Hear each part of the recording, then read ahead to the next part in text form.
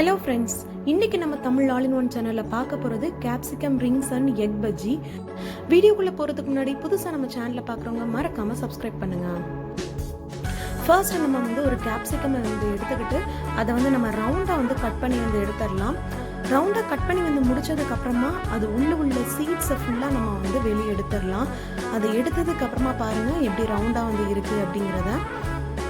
இந்த ரிங்ஸை ஃப்ரை பண்ணுறதுக்குள்ள மிக்ஸை இப்போ ரெடி பண்ணலாம் வாங்க. கடலை மாவு 100 கிராம் எடுத்துக்கோங்க. அப்புறம் கார்ன்ஃப்ளவர் 2 டேபிள் ஸ்பூன், அரிசி மாவு அப்புறம் 2 டேபிள் ஸ்பூன், அப்புறம் இதில் 2 சிட்டிகை பேக்கிங் சோடா சேர்த்துக்கோங்க.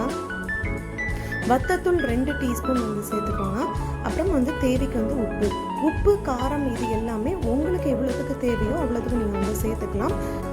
அப்புறம் நான் இதில் 2 கப் தண்ணி எடுத்துருக்கேன். இந்த தண்ணியை கொஞ்சம் கொஞ்சமாக சேர்த்து மிக்ஸ் பண்ணி விடுங்க. விஸ்கை வச்சு மிக்ஸ் பண்ணிங்கன்னா இதில் கட்டி எதுவுமே விழாது. ரொம்ப தண்ணியாகவும் இருக்கக்கூடாது, ரொம்ப கட்டியாகவும் இருக்கக்கூடாது. இந்த கன்சிஸ்டன்சி பார்த்துக்கோங்க. எக்கை பாயில் பண்ணி நான் கட் பண்ணி வச்சுருக்கிறேன் 2. அப்புறம் கேப்சிகம் நம்ம கட் பண்ணி வச்சுருக்கோம் ரிங்ஸ் மாதிரி. இப்போ நம்ம இதை எப்படி ஃப்ரை பண்ணி எடுக்கலாம் அப்படிங்கிறது பார்க்கலாம் வாங்க. ஆயில் நம்மளுக்கு நல்லா சூடானதும் நம்ம அந்த மிக்ஸில் அப்படியே ரிங்ஸை டிப் பண்ணி எடுத்து ஃப்ரை பண்ணிடலாம். இது மாதிரி நம்ம எக்கையும் இதில் டிப் பண்ணி எடுத்து ஃப்ரை பண்ணிடலாம். இந்த மிக்ஸ் பார்த்தீங்கன்னா நம்ம வீட்லேயே ரெடி பண்ணுறது தான். இன்ஸ்டன்ட் மிக்ஸ் கிடையாது. உங்களுக்கு இதுதான் கண்டென்ட் அதிகமாக கிடைக்கும். இன்ஸ்டன்ட் மிக்ஸ் நீங்கள் வாங்கி இது மாதிரி பண்ணாலும் கூட உங்களுக்கு கண்டென்ட் நிறையா கிடைக்காது. இன்ஸ்டன்ட் பஜ்ஜி மிக்ஸ் நம்மளுக்கு எவ்வளோ கிறிஸ்பியாக நம்மளுக்கு கொடுக்குமோ அதே மாதிரி இது ரொம்பவே கிறிஸ்பியாக கிடைக்கும். ஆயில் நல்லா ஹீட் ஆன உடனேயே ஃப்ளேம் மீடியமுக்கு வச்சுருங்க. அப்போ தான் உள்ள அந்த கேப்சிகமாக இருக்கட்டும், எக்காக இருக்கட்டும் நல்லா குக் ஆகும். இதே மிக்ஸில் நீங்கள் ஆனியன் பக்கோடா, வாழைக்காய் பஜ்ஜி, வெஜ் போண்டா இந்த மாதிரி எல்லாமே நீங்கள் இதே மிக்ஸ்லேயே பண்ணலாம். ரொம்பவே கிறிஸ்பியாகவும் டேஸ்ட்டாகவும் இருக்கும்.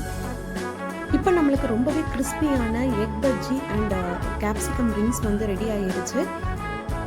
ஃப்ரை பண்ணி எடுத்ததுக்கப்புறமா நம்ம எக் பஜ்ஜியை கட் பண்ணி எடுத்துடலாம். கட் பண்ணிவிட்டு நீங்கள் உங்களுக்கு தேவைன்னா அதில் பெப்பர் நல்லா ஸ்ப்ரிங்கிள் பண்ணிக்கோங்க. அப்புறம் கேப்சிகம் ரிங்ஸில் சாட் மசாலா ஃப்ளேவர் உங்களுக்கு பிடிச்சிருந்துச்சுன்னா அதையும் நீங்கள் ஸ்ப்ரிங்கிள் பண்ணிக்கலாம்.